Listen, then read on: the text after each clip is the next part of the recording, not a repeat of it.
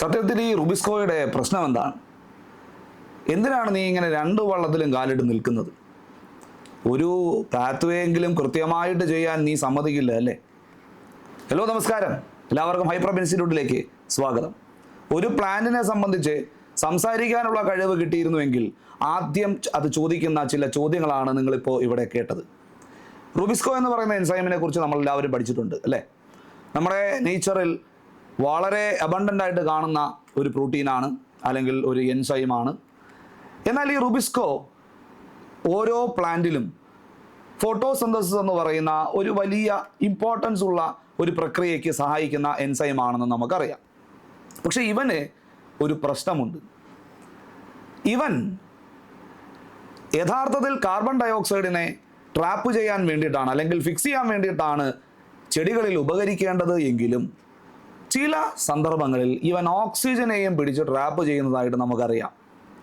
റുബിസ്കോയുടെ full form നിങ്ങൾക്ക് എല്ലാവർക്കും അറിയാവുന്നത് പോലെ തന്നെ റിബുലോസ് 1,5 ബിസ്ഫോസ്ഫേറ്റ് കാർബോക്സിലേസ് ഓക്സിജനേസ് എന്നാണ്. അതായത് RUBP എന്ന സബ്സ്ട്രേറ്റിൽ ആണ് ഈ എൻസൈം ആക്ട് ചെയ്യുന്നത്. കാർബൺ ഡയോക്സൈഡിനെ ഫിക്സ് ചെയ്യുക എന്നതാണ് ഇതിൻ്റെ പ്രധാനപ്പെട്ട ദൗത്യം. ഈ ഓക്സിജനെ ഫിക്സ് ചെയ്യുന്ന ഒരു പ്രവണത ഇതിന് ഉള്ളത് കൊണ്ടാണ് ആ റുബിസ്കോയുടെ ആ ഫുൾ ഫോം നിങ്ങളൊന്ന് പരിശോധിച്ചു കഴിഞ്ഞാൽ റിബുലോസ് 1,5 ബിസ്ഫോസ്ഫേറ്റ് കാർബോക്സിലേസ് ഓക്സിജനേസ് എന്ന പേര് വന്നിരിക്കുന്നത്. കാർബൺ ഡയോക്സൈഡിനെ ഫിക്സ് ചെയ്യുന്നു, ഓക്സിജനെയും ഫിക്സ് ചെയ്യുന്നു അല്ലേ? അപ്പോൾ ഈ ഓക്സിജനെ ഫിക്സ് ചെയ്യുന്നത് ഒരു വലിയ പ്രശ്നമായതുകൊണ്ട് തന്നെ പലപ്പോഴും ഫോട്ടോസിന്തസിസിലെ C3 സൈക്കിൾ കൃത്യമായിട്ട് നടക്കാൻ അതൊരു തടസ്സമാണ്. കാർബൺ ഡയോക്സൈഡിനെ ഫിക്സ് ചെയ്താലല്ലേ നമുക്ക് C3 സൈക്കിൾ മുന്നോട്ട് കൊണ്ടുപോകാൻ പറ്റൂ. C3 സൈക്കിൾ നടന്നാലല്ലേ നമുക്ക് ഗ്ലൂക്കോസിനെ നിർമ്മിക്കാൻ പറ്റുള്ളൂ ഒരു ചെടിയെ സംബന്ധിച്ചിടത്തോളം അല്ലേ? ഈ ഓക്സിജനെ പിടിക്കാനുള്ള ഒരു കഴിവും കൂടെ പരിഗണിച്ചുകൊണ്ട് സസ്യങ്ങളിൽ മറ്റൊരു പ്രധാനപ്പെട്ട പാത്വേ ഇവോൾവ് ചെയ്തിട്ടുണ്ട്. അതിനെയാണ് നമ്മൾ C2 സൈക്കിൾ അല്ലെങ്കിൽ ഫോട്ടോ റെസ്പിറേഷൻ എന്നാണ് നമ്മളതിനെ വിളിക്കുന്നത്. C3 സൈക്കിൾ പഠിക്കുമ്പോൾ നമ്മൾ പറയുന്നൊരു കാര്യമുണ്ട്. അവിടെ ആദ്യമായിട്ടുണ്ടാകുന്ന പ്രോഡക്റ്റ് എന്ന് പറയുന്നത് ഒരു 3 കാർബൺ കോമ്പൗണ്ടാണ്, 3-ഫോസ്ഫോ ഗ്ലിസറേറ്റ്.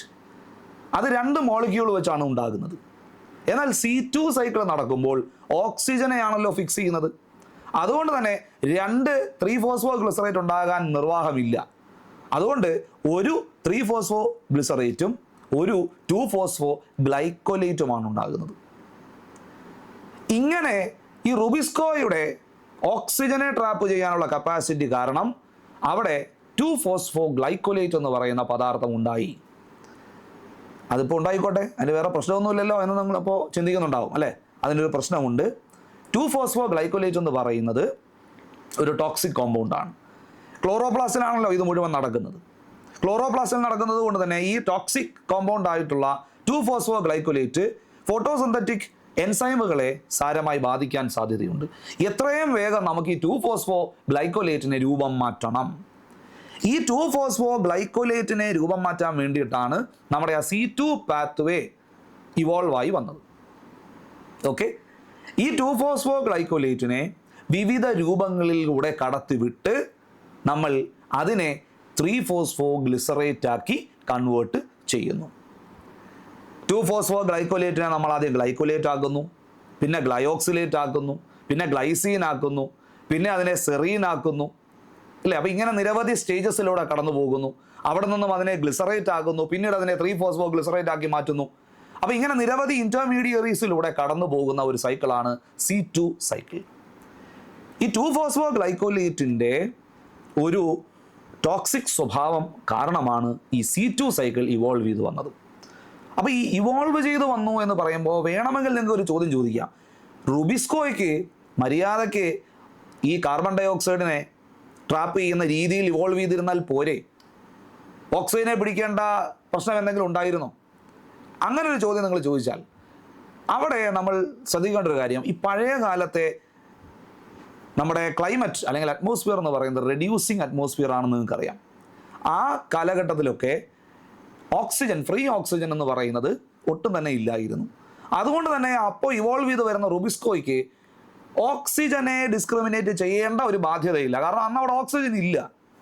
അതുകൊണ്ടാണ് പിൽക്കാലത്ത് ഈ ഓക്സിജനെ ഡിസ്ക്രിമിനേറ്റ് ചെയ്യാനുള്ള ശേഷി നമ്മുടെ റുബിസ്കോയ്ക്ക് ഇല്ലാതെ പോയത്.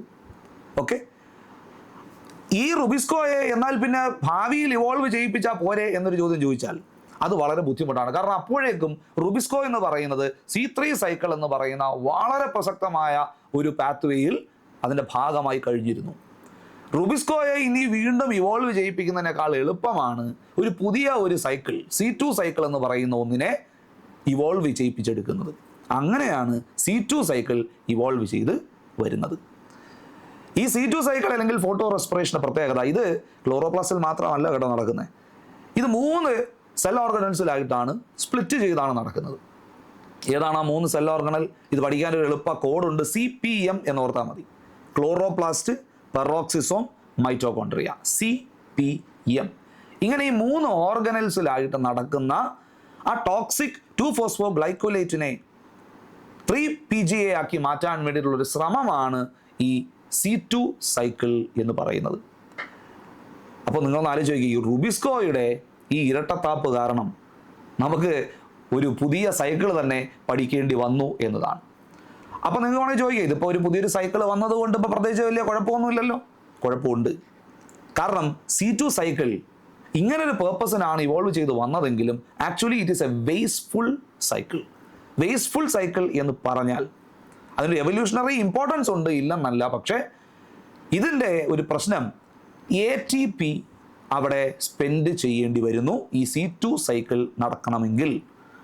ഒരു കാർബൺ ഡയോക്സൈഡിനെ റിലീസ് ചെയ്യിപ്പിക്കുന്നു ഈ C2 സൈക്കിളിൽ. അപ്പോൾ ആലോചിച്ച് നോക്കണേ, കാർബൺ ഡയോക്സൈഡിനെ പിടിച്ചു വെച്ച് നമുക്ക് ഗ്ലൂക്കോസ് ഉണ്ടാക്കാൻ വേണ്ടിയിട്ടുള്ള ശ്രമമാണ് ഇവിടെ നടക്കുന്നത്. പക്ഷേ അതിൻ്റെ ഇടയിലൂടെ ഈ C2 സൈക്കിൾ വരുമ്പോഴോ ആ C3 സൈക്കിളിന് വേണ്ടിയിട്ടുള്ള ഒരു ATP ഇവിടെ സ്പെൻഡ് ചെയ്യപ്പെടുകയാണ്. അതുമാത്രമല്ല ഒരു കാർബൺ ഡയോക്സൈഡിനെ റിലീസ് ചെയ്യിക്കുകയാണ്. കാർബൺ ഡയോക്സൈഡിനെ ട്രാപ്പ് ചെയ്തിട്ട് വേണം C3 സൈക്കിൾ നടക്കാൻ. ഇവിടെ നേരെ റിലീസ് ചെയ്യിപ്പിക്കുകയാണ്. അപ്പോൾ ഇങ്ങനെയൊക്കെ ഉള്ള ചില പ്രത്യേകതകൾ കൊണ്ടാണ് നമ്മൾ C2 സൈക്കിളിനെ വേസ്റ്റ്ഫുൾ പ്രോസസ് ആണെന്ന് പറയുന്നത്. വേസ്റ്റ്ഫുൾ പ്രോസസ്സ് എന്ന് പറഞ്ഞാൽ ഇത്തരത്തിലുള്ള കാര്യങ്ങളെ സ്പെൻഡ് ചെയ്യുന്നത് കൊണ്ടും അല്ലെങ്കിൽ റിലീസ് ചെയ്യുന്നത് കൊണ്ടുമാണ് വേസ്റ്റ്ഫുൾ എന്ന് നമ്മൾ വിളിക്കുന്നത്. അല്ലാതെ ഈ സൈക്കിൾ മൊത്തത്തിൽ അനാവശ്യമാണ് എന്ന് നിങ്ങൾ വിചാരിക്കരുത്. അതിൻ്റെ ഒരു പേർപ്പസ് ഉണ്ട്. റുബിസ്കോ കാരണമാണ് C2 സൈക്കിൾ എന്ന വേസ്റ്റേജ് എന്ന് പറയുന്ന ഒരു പ്രശ്നം ഉള്ള സൈക്കിൾ ഇവോൾവ് ചെയ്ത് വന്നിരിക്കുന്നത്. അപ്പോൾ അത് നമ്മൾ മനസ്സിലാക്കണം. അല്ലാതെ C2 സൈക്കിൾ എന്ന് പറയുന്നതിൻ്റെ പ്രശ്നമല്ലത്. അതൊരു പാവപ്പെട്ട സൈക്കിളാണ്. കുറച്ച് വേസ്റ്റേജ് ഒക്കെ സംഭവിക്കുന്നുണ്ടെങ്കിലും അതിൻ്റെ പ്രധാനപ്പെട്ട ഉദ്ദേശം ഈ റുബിസ്കോയുടെ ഈ ഒരു ഇരട്ടത്താപ്പ് പരിഹരിക്കുക എന്നതാണ്. ചില പ്ലാന്റുകൾ, പ്രത്യേകിച്ച് ഇപ്പോൾ കുറച്ച് ഏറിഡ് അല്ലെങ്കിൽ കുറച്ച് ഡ്രൈ ആയിട്ടുള്ള മേഖലയിലൊക്കെ വളരുന്ന ചെടികളെ സംബന്ധിച്ച് ഇവർക്ക് C4 സൈക്കിൾ എന്ന് പറയുന്ന ഒരു സംഗതി ഇവോൾവ് ചെയ്ത് വന്നിട്ടുണ്ട്. അതായത് ഈ ഓക്സിജനെ പിടിക്കുന്ന ഒരു പ്രവണത ഒഴിവാക്കാൻ വേണ്ടിയിട്ട് പെപ്പ് കാർബോക്സിലേസ് എന്ന് പറയുന്ന ഒരു എൻസൈം ആദ്യമേ തന്നെ കാർബൺ ഡയോക്സൈഡിനെ ട്രാപ്പ് ചെയ്ത് ഉള്ളിലേക്ക് കൊടുക്കുകയും ഉള്ളിൽ വെച്ചിട്ട് അവിടെ കാർബൺ ഡയോക്സൈഡിൻ്റെ അറ്റ്മോസ്ഫിയർ മാത്രമേ ഉള്ളൂ, അവിടെ റുബിസ്കോയ്ക്ക് കാർബൺ ഡയോക്സൈഡിനെ ഈസി ആയിട്ട് ട്രാപ്പ് ചെയ്യാനും പറ്റും. അപ്പോൾ ഇങ്ങനെയൊക്കെ ഉള്ള പാത്വേസ് നമ്മുടെ എവല്യൂഷണറി പരമായിട്ട് സസ്യങ്ങൾ ഇവോൾവ് ചെയ്ത് വന്നിട്ടുണ്ട്. അപ്പോൾ ഇപ്പോൾ തന്നെ നിങ്ങൾക്ക് കാര്യം മനസ്സിലായിട്ടുണ്ടാവും ഈ റുബിസ്കോ ചെയ്യുന്ന ഒരു ചെയ്ത്ത് അല്ലേ. അപ്പോൾ ഇവൻ്റെ ഈ ഒരു പ്രത്യേകത കാരണമാണ് ഇവിടെ ഈ C2 സൈക്കിൾ എന്ന് പറയുന്ന ഒരു സംഗതി ഇവോൾവ് ചെയ്ത് വന്നിരിക്കുന്നത്. അപ്പോൾ ഇതൊക്കെ ഓൾറെഡി നിങ്ങൾ പഠിച്ചിട്ടുള്ള കാര്യമാണ് എന്നറിയാം. പക്ഷെ എന്നാലും നമുക്കതിൻ്റെ വൈ എന്നൊരു ആസ്പെക്റ്റ് ഉണ്ടല്ലോ. ഇത് അറിഞ്ഞു കഴിഞ്ഞാൽ ഇനി നിങ്ങൾക്ക് C2 സൈക്കിൾ പഠിക്കുമ്പോൾ കാര്യങ്ങൾ കുറച്ചും കൂടി എളുപ്പമാകും. കാരണം നമ്മൾ പലപ്പോഴും പഠിക്കുന്നത് എങ്ങനെയാണ്, ആദ്യമേ തന്നെ നമ്മൾ ഫോട്ടോ സിസ്റ്റംസ് പഠിക്കും. അത് കഴിഞ്ഞാൽ നേരെ നമ്മൾ C3 സൈക്കിൾ വരും. C3 സൈക്കിൾ കഴിഞ്ഞാൽ C4 പഠിക്കും, CAM സൈക്കിൾ പഠിക്കും. ഏറ്റവും ഒടുവിൽ നമ്മൾ C2 സൈക്കിൾ എന്ന് പറയുന്നത് പേരിനൊന്ന് ഓടിച്ചു വിടും. ഇങ്ങനെയാണ് സാധാരണ നമ്മൾ C2 സൈക്കിൾ പഠിക്കുന്നത്.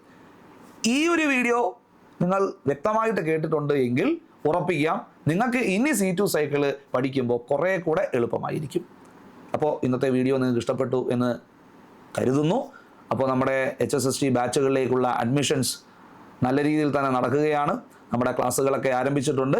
അപ്പോൾ ക്ലാസ്സുകളിലൊക്കെ ജോയിൻ ചെയ്യാൻ താല്പര്യമുള്ളവർ നമ്മുടെ ഡിസ്ക്രിപ്ഷൻ ബോക്സിൽ ടെലഗ്രാം ഗ്രൂപ്പിൻ്റെ ലിങ്ക് കൊടുത്തിട്ടുണ്ട്. നിങ്ങൾക്ക് അതിൽ ജോയിൻ ചെയ്ത് ഡീറ്റെയിൽസ് ചോദിച്ചു കഴിഞ്ഞാൽ കംപ്ലീറ്റ് ഡീറ്റെയിൽസ് നിങ്ങൾക്ക് ലഭിക്കുന്നതാണ്. അപ്പോൾ ഫ്രണ്ട്സ്, മറ്റൊരു വീഡിയോ ആയിട്ട് അടുത്ത ദിവസം കാണാം. Thank you so much.